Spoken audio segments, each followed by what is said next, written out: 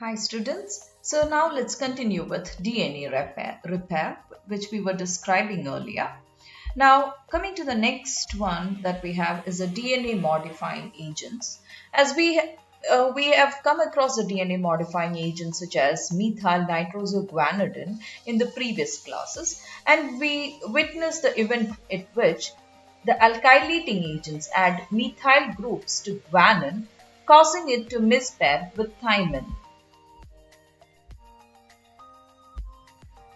Now let's talk about the repair of such methylations. That can be done by certain enzymes such as the O6M guanine DNA methyl transferases.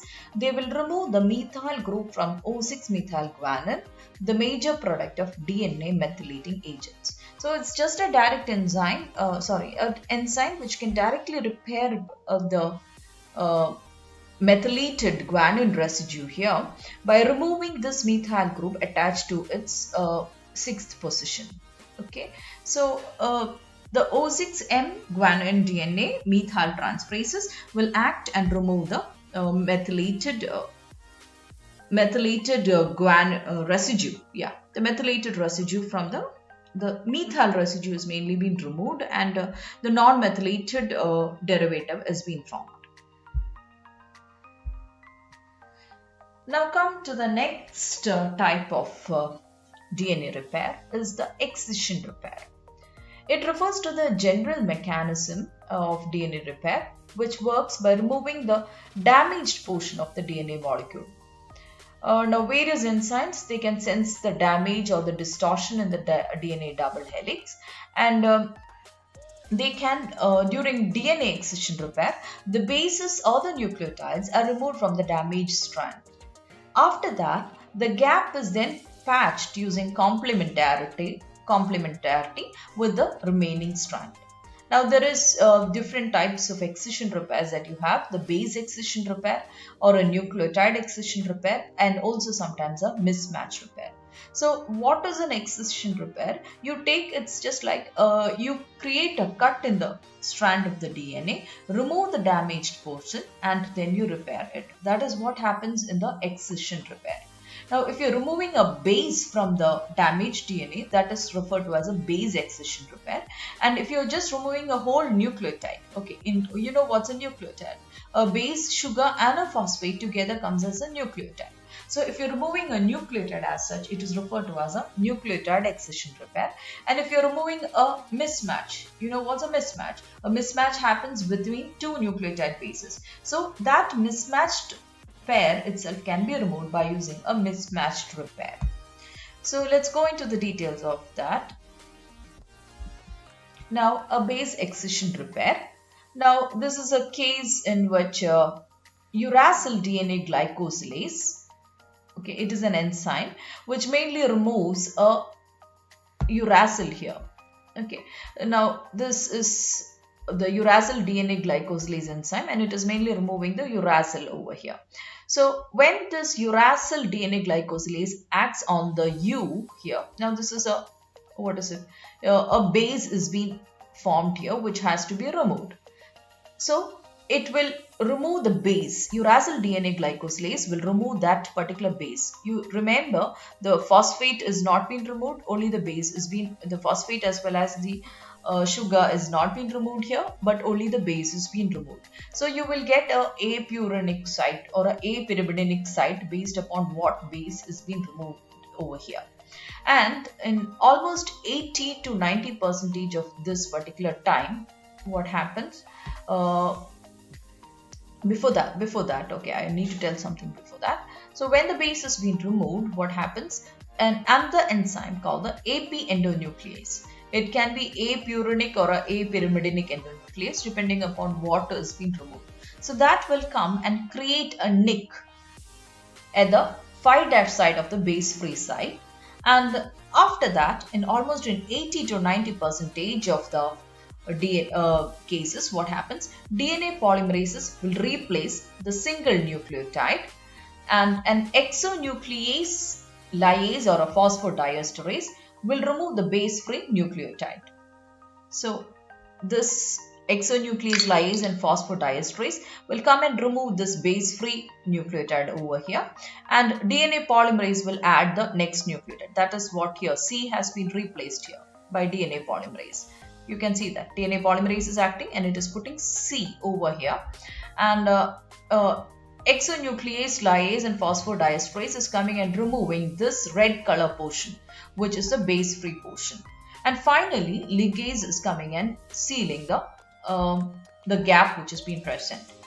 But whereas in the next percentage, like for example in 10 to 20%, what happens is the DNA polymerase will extend the polymerization beyond the single nucleotide, and further on, so here from here onwards DNA polymerase is extending it, and the remaining one will be it will be displaced out, and so the baseless portion is here, and some complementary portions which were some DNA portions which were complementary to this are displaced, and further on exonucleases will act and remove the portion which has been overhanging over here.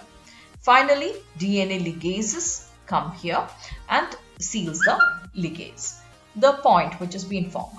Now, in the case of mammals, the DNA polymerase performs the two roles in base excision repair. In both, inserts a new base where the AP site was also, and also eliminates the AP nucleotide residue by its exonuclease. Recently, it has also been demonstrated that the base excision repair can also be carried out by some enzymes which remove the inappropriate or the damaged bases by first flipping them out of the interior of the double helix in a process called the base flipping. Okay, so that is from the inside, the damaged bases are being flipped outside. Flipped outside means you're throwing them outside from the interior of the double helix, and then the enzymes will cut it. Now, this is example, you have 8-oxoguanine in DNA is being recognized by 8-oxo-DNA glycosylase, which flips the base outside to excise it. The base flipping, it seems to be a common mechanism in repair enzymes that need to access the bases, access to bases within the double helix, and this was being detected mainly by Thomas Lindell, who received a Nobel Prize in Chemistry in 2015. And he has here what happens is the enzyme fits around the flipped out base, the enzyme, okay, the glycosylase will almost surround the flipped out base and hold it in a position so that it exposes it to link to the DNA sugar backbone, allowing the enzyme to detach it. And after the detached base has been removed, the additional DNA repair proteins move in to replace it with a pristine base. So we'll just have a look of that in the website, which is provided by Thomas Lindell itself. Just have a look right now.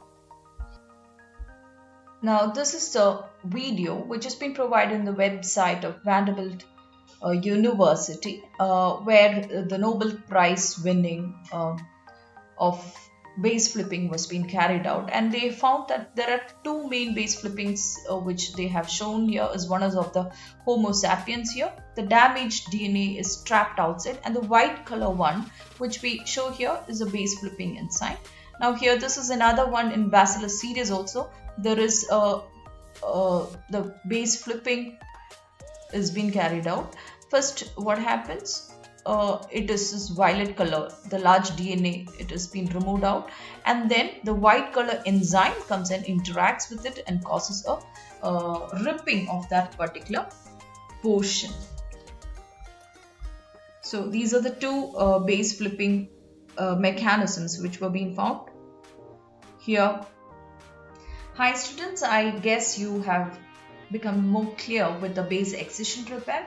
It is a process in which the base is being removed from the nucleotide, and for this the enzymes called the glycosylases are the one which carry out, and you saw the specific mechanism which includes different reactions where the AP nucleoside or the apurinic site is being created, and then further enzymes, exonucleases as well as DNA polymerases act, and then finally the ligase does it. Then the last type of mechanism that we have is the base flipping, as we mentioned earlier. It is nothing but you just take the site which has to be removed, you push it out from the double helix. If it is inside the double helix, you just make it protrude out from the double helix, and then the other enzyme comes and interacts. That is, the glycosylase comes and interacts with the protruding base, which has to be excised, and cuts it off. So that's what in base ripping. With this, we come to an end of the session of base excision repair. Thank you for now.